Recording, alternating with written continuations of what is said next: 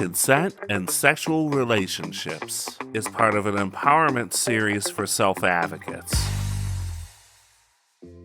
When adults want to have a relationship with each other, there are choices they should make together.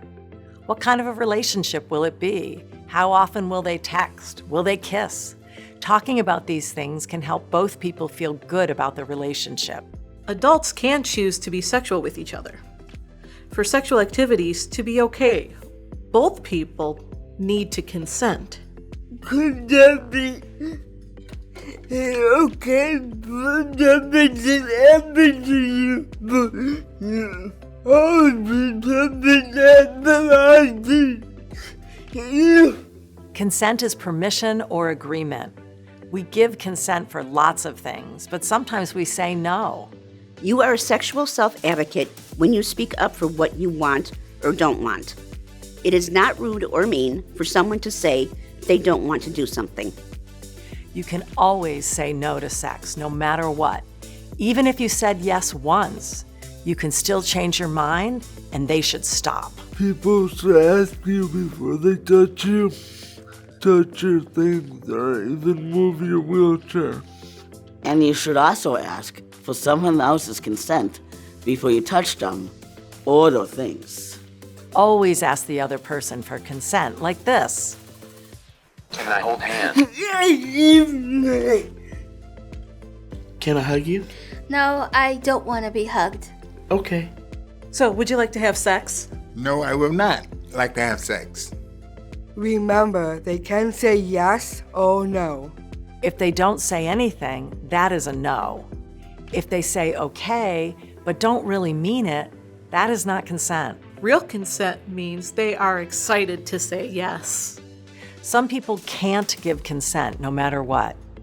If they're sleeping or can't tell you what they want, it's not consent. If they're too young, if they can't make decisions about sex for themselves, they can't give consent, even if they said yes. If someone asks you to do something that you don't want to do, touch you in a way you don't like, you can say no.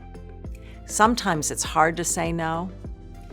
You can tell another safe person to help you.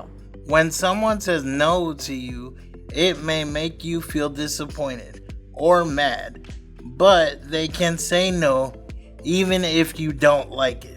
If the person says no, you could say, I understand.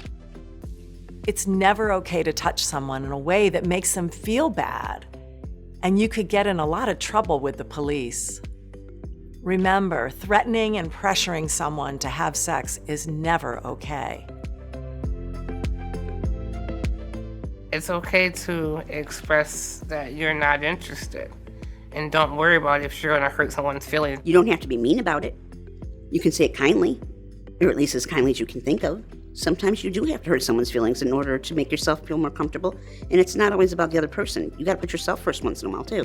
Saying no could be hard, but it's a good thing, especially if it could be potentially a dangerous situation for you. If someone was going to give me a hug and I don't want them to, I would say no thank you. I would say not right now. If you don't want to, you don't have to. If you don't want to do it, then don't say yes, say no. My feelings matter just as much as you do. I'm not comfortable and I'm not in a good mood to hug, or I'm not in the mood. I would say, nah, I'm good. I got my space, you got yours. Well, I'm sorry that hurts your feelings, but I must tell you the truth. I cannot lie to you. Remember, it can be hard to say no. But when you don't want to do something, speak up. What you want matters, and you can say yes and or no, but either way, it is your body and you get to decide. Consent and Sexual Relationships is part of an empowerment series for self-advocates, produced by the New York State Office for People with Developmental Disabilities, and Elevatus Training in collaboration with the Self-Advocacy Association of New York State and the University of Minnesota's Institute on Community Integration.